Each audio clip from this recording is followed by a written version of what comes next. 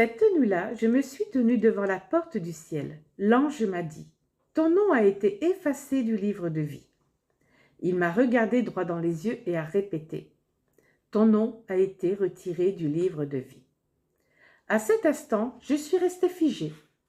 Tu ne me croiras peut-être pas, mais j'ai vraiment rêvé que je restais à l'extérieur du ciel. J'ai grandi dans l'église, prière, louange, service, toutes les bonnes œuvres. Honnêtement, je pensais être assez bon pour entrer au paradis. Je n'étais pas parfait, mais qui l'est? Puis j'ai fait un rêve qui a brisé toute ma confiance. J'étais devant la porte du ciel. Il y avait une longue file de personnes, une atmosphère sainte et solennelle. Les anges vérifiaient les noms dans le livre de vie un par un. J'ai vu mon pasteur et mes amis croyants les plus proches. Je me suis dit, eux, c'est sûr, ils vont entrer. Mais non. L'ange secouait la tête et les emmenèrent ailleurs. Ils pleuraient, suppliaient. Je n'oublierai jamais ce désespoir.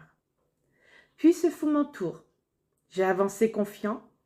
Je chante à l'église, je prie, j'ai même dirigé des groupes de jeunes.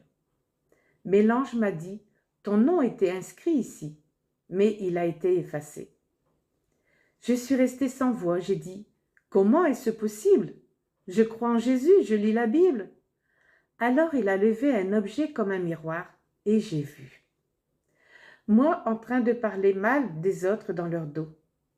Moi priant pour recevoir des bénédictions, mais refusant que Dieu transforme ma vie. Moi lisant sa parole, mais n'y obéissant pas. Moi mentant pour mes intérêts, m'énervant contre ma famille, la jalousie, la comparaison dans mon cœur. Moi vivant dans le péché toute la semaine, mais jouant aux chrétiens le dimanche. J'avais l'apparence d'un chrétien, mais mon cœur était loin de Dieu. J'ai crié, « Laisse-moi entrer, je me repens maintenant, je vais changer. » Mais l'ange a secoué la tête. « Tu as eu de nombreuses occasions, mais tu as toujours repoussé. » Je me suis réveillée en larmes. Je savais que ce n'était pas juste un rêve, c'était un avertissement. C'était Dieu qui me parlait, et peut-être qu'il te parle aussi. Il cherche ceux qui sont prêts à se repentir sincèrement, à quitter le péché et à revenir pleinement à lui. Contacte-nous dès maintenant via le numéro WhatsApp affiché à l'écran pour rejoindre gratuitement notre groupe d'études bibliques en ligne.